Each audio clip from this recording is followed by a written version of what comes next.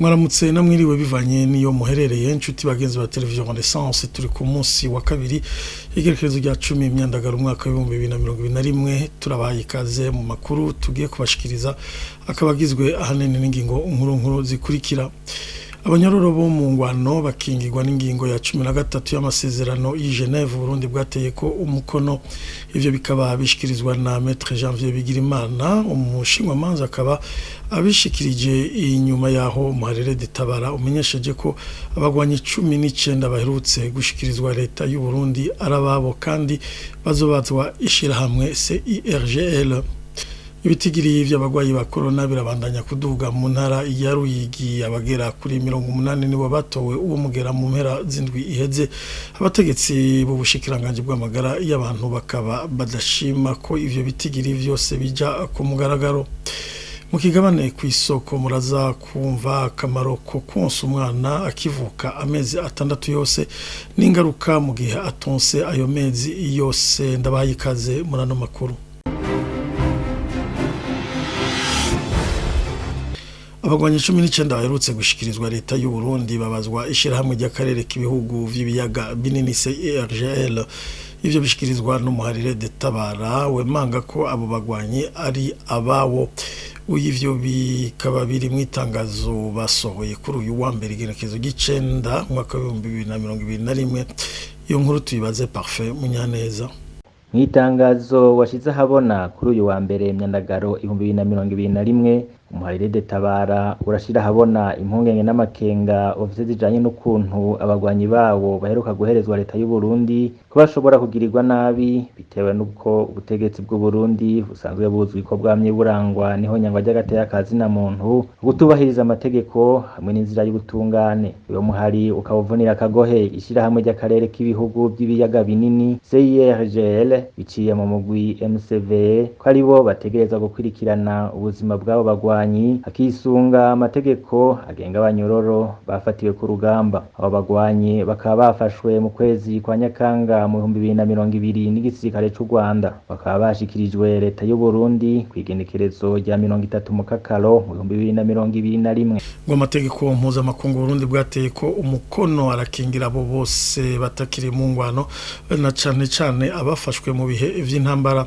Kubw'umushinga manza Janvier Bigirimana haranira agateka kazi na muntu ngo leta itegerezwa gufata runtu bene abo banyororo ikabakingira kugira umutekano wabo ntuhungabane nk'uko ingingo ya 13 y'amasezerano y'i Geneve yo kwa 12 myandagaro umwaka wa 1949 abivuga. Umushinga manza Janvier Bigirimana arabisigura. Amasezerano ya kwa 12 kwezi k'umunani 1949 y'i Geneve aravuga neza ufatiye ku ngingo yawo ya 13 yuko abafashwe bari ku rugamba ari bo bitwa les prisonniers de guerre mu gifaransa bategerezwa gufatwa runtu bagakingirwa maze leta ikabakorera ibintu vyose bituma umutekano wabo mu gihe bamaze gufatwa udashobora guhungabana.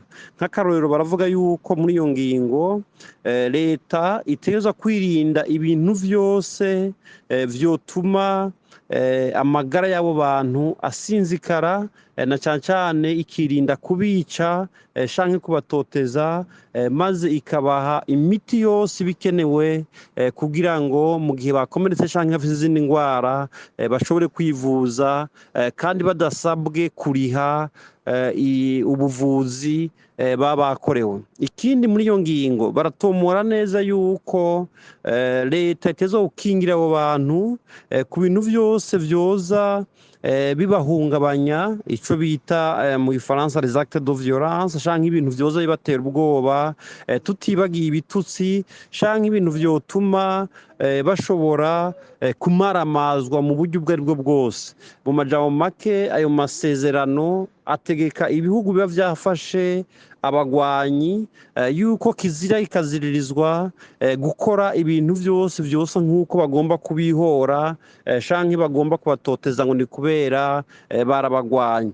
Mu ngingo ya 15 barongera ko yuko leta itegerezwa kubungabunga abo bantu baba bafashwe bari ku rugamba mu kubagaburira no kubaha ibintu byose bikenewe kugira ngo ubuzima bwabo bumere neza.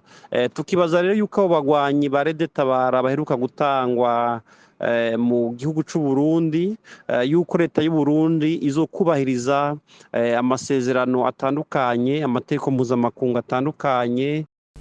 Abategetsi b'u Burundi bategerezwa kurekura vyihuta atagisabwa umushingwamanza Tony Germain Nkina yahoze ari mu mashirahamwe adaharanira inyungu za politike, akaba yahagaritswe kuwa 13 Gitugutu umwaka w'ibihumbi 2020. Akamo gategwa n'amashirahamwe mpuzamakungu atandatu haranira agateka akazina muntu kw'izina ryayo mashirahamwe. Rachel Nicholson, umushakashatsi w'ishirahamwe Amnesty International mu bihugu vy'ibiyaga binini, ariyamiriza ifungwa ryiwe rijanye ahanini n'ibikorwa yahoze akora mu gukingira agateka kazina muntu agikorera ishirahamwe APRODH. Kurikira. Il a été arrêté au mois d'octobre dernier en province de Kayanza. Il était plus précisément en commune Kabarore. Il était là lors d'une visite de travail pour rendre visite à un client. Donc, c'était dans le cadre de ses activités professionnelles, mais c'était dans à peu près la même période qu'on a vu des attaques dans la même commune, au mois d'octobre 2020 précisément. Donc, lui et son client ont été arrêtés et puis finalement condamnés en juin. Le 15 juin, ils ont été condamnés. Tony Nkina, il a été condamné pour collaboration avec des rebelles et il a reçu une peine de 5 ans de prison. D'après les organisations qui ont lancé la déclaration, aujourd'hui, nous sommes convaincus que son arrestation et sa condamnation ont été liées à son ancienne affiliation avec l'ONG des droits humains, APRODH. Il faut préciser qu'il n'a pas fait partie de cette ONG depuis 2015. Il a arrêté le travail de défenseur des droits de l'homme et il n'est pas membre non plus d'autres sociétés, d'autres associations de la société civile actuellement. Mais d'après les accusations qui ont été faites par le procureur, il semble clair que ces accusations sont liées à cet ancien travail. Donc c'est pour cette raison qu'avec l'audience en appel qui arrive ce jeudi, le 12 août, nous espérons que les autorités vont trouver qu'il n'y a pas de fond dans ce dossier et qu'ils vont lui libérer comme il faut. Aujourd'hui, nous demandons aux autorités burundaises de lui libérer. Oui. Donc, comme nous voyons que son dossier est sans fondement, nous croyons que c'est possible de lui libérer immédiatement et sans condition. Tubandanya no makuru mu gisata c'amagara y'abantu bagirenga 76 nibo batowe umugira wa corona mu bitaro bikuru bibiri vyo mu kumugwa mukuru w'intara ya Ruyigi mu mpera z'indwi iheze, nkuko amakuru ava mu Ruyigi abivuga. Abandi 21 nabo batowe mu makambi abiri y'impunzi ari muri Nyankanda na Bwagiriza. Izo mpunzi zo bazanduye uwo mugera kubera abagwayi bungurujwe bavanwa mu gisagara ca Ruyigi bajanywe kugwarira mu bitaro bibiri ivyo kwisumo, mu bitaro bibiri ivyo kwisumo muri komine ya Butezi.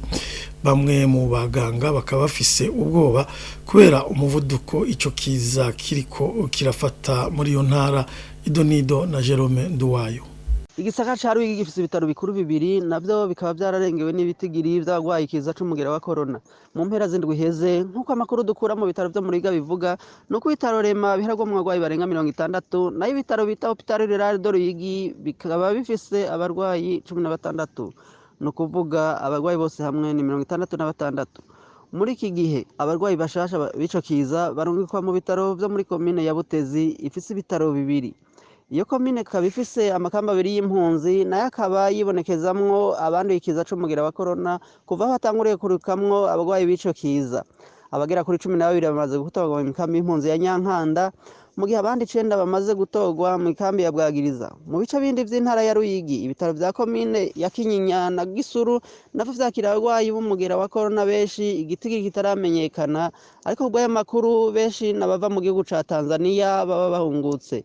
Igiteye amakenga cane bamwe mu bakozi b'ibitaro bitandukanye nuko abategetsi b'ubushikiranganji badashaka ko ivyo bitigiri bimenyekana.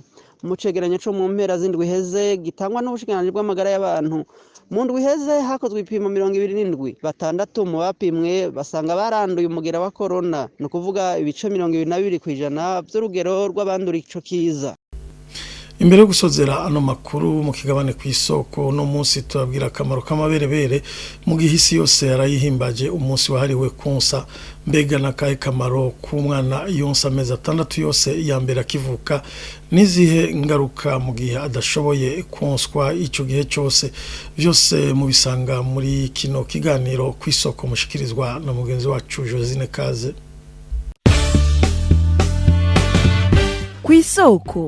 Kw'isoko ni ikiganiro mushikirizwa mukagitegurirwa n'urunani rw'amaradiyo Radio Inzamba Agateka Kawe, Radio RPA Ijwi ry'abanyagihugu na Radio Television Renaissance. Kuva kwigenekerezo rya mbere gushika kujya ndwi imyandagaro ku mwaka utashe, amakungu arahimbaza indwi yahariwe konsa. Ishirahamwe gitaho amagara y'abantu ku isi OMS risaba ko umwana yonswa amezi 6 yikurikiranya kuva akivuka. Naho biruko bamwe mu bavyeyi birabagora kubahiriza impanuro bitewe ahanini n'imirimo yabo ya buri munsi. None mu Burundi bijanye no konsa abana vyitabirwa ku rugero rungana gute? Abavyeyi bokora iki kugira bakingire bongere babungabunga ubuzima bw'ibibondo vyabo? Inyishu ni muri kino kigabane kw'isoko co kuri uyu wa gatandatu igenekerezo rya ndwi myandagaro umwaka w'2021 mukagishikirizwa na Josine Kaze.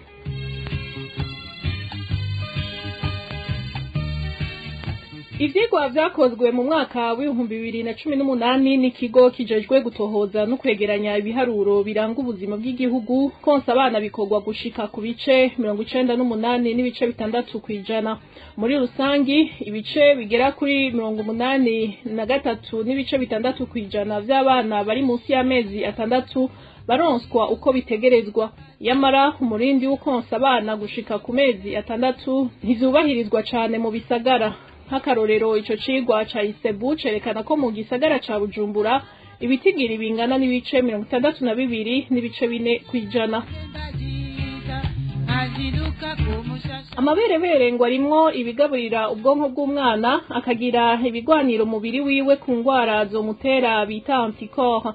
Bisigurwa na muganga Dusabe Fiston, akaba anasaba abavyeyi konsa abana umwanya munini ushoboka kugira bagira amagara meza. Amaberebere ku mwana akivutse ubwa mbere hoho ni ingaburo, ariko mwumve ko ari ingaburo idasanzwe. Ingaburo irimwo ivy'umwana vyose azokenera kugira ngo akure, ahantu vuga vyaba ntanganguvu, vyaba nsanganyangaburo, vyaba ndema mubiri, hamwe n'ibindi vyunyunyu vyinshi by'ubwoko bwinshi, harimwo n'ibice nkabura mubiri bituma umwana akingirwa ingwara. Itandukaniro hagati y'amaberebere atanzwe n'umuvyeyi n'iyindi ngaburo yose ishobora gukorwa mu ihinguriro canke amata atanzwe n'igikoko ni rinini cyane tubigereranije n'amaberebere. Ubwa mbere hoho amaberebere jewe novuga yuko atangaburo nimwe ishobora guhabwa umwana dushobora kuyagereranya ko umuntu novuga ko ni igikoko cyateye imbere gose, na cane cane kuvyerekeye ubwonko bwiwe kugira ngo agire ubwenge. No kuvuga yuko amata atangwa n'uwo muntu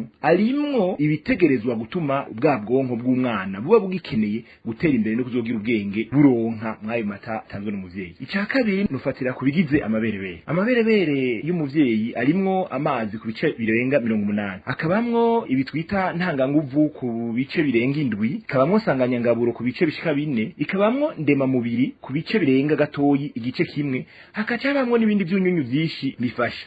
ariko igitangaje amata y'ifu ashobora gukorwa mu mahinguriro ibimvuze birimwo, ariko igitangaje cyane ku maberebere y'umuvyeyi nuko ivyo biyagize ku munsi novuga ngo bihinduka bivanye n'igihe, bivanye nuko umwana ariko aronka, birahinduka bikagwira canke bikagabanuka bivanye naho umwana agejeje imyaka canke bivanye n'ivyo umwana akeneye. Ikindi cya gatatu nuko amaberebere atangwa n'umuvyeyi arimwo bitwita amahanzime, no kuvuga ngo ibice nkabura mubiri bituma umwana ashobora kudigera canke novuga ngo gusya hanyuma gakuramo ivyankenegwa, yaba yasya ibinure, yaba yasya isukari, kandi harimo ibindi bintu byinshi bikingira umubiri bitwita amantikoro. Ivyo navyo bikamutuma ari wa mwana atagwaragurika, atagira indwara zo gucibwamwo, atagira amallergie ku kintu iki canke kiriya. Ayo ntitwibagire n'ikintu gikomeye, ya lien qui se crée entre la mère et l'enfant.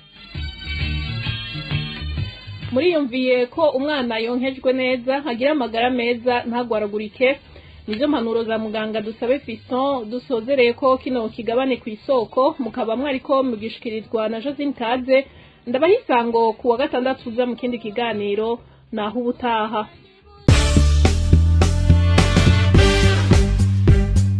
Cyari kiganiro ku isoko.